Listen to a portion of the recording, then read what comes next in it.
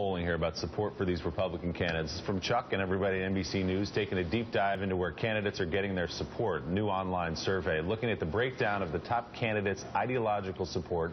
Donald Trump has support across groups who identify as very conservative, wow, and moderate.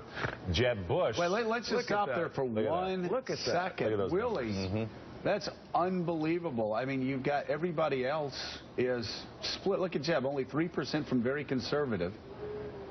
Everybody else is split up. Donald straight across.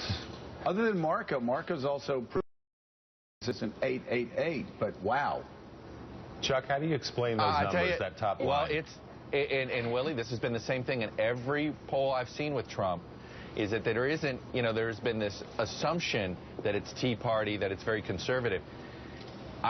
You look at these numbers, and I think what's resonating for him is that he's the anti-politician. And guess what? That message matters to very conservatives, to moderates, and to mainstream conservatives. Yeah, Kristen, name another Republican candidate in a primary that's done that in a while, where you were that consistent from very conservative to very moderate. The fact of the matter is that Donald Trump has a lot of different ways that people come to become Donald Trump voters. Whether it's they like his position on immigration and they think that it's hardline and that's right where they are, those are probably some of your very conservatives.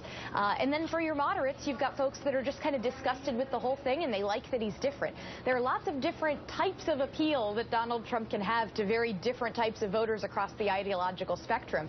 And because he's able to pull from a number of different pools of voters, unlike some of these other candidates that may be just looking at one particular, trying to maximize one slice of the pie. That's why I think in this really fractured field, he's able to reach into the 20 to 25% and sit atop the field.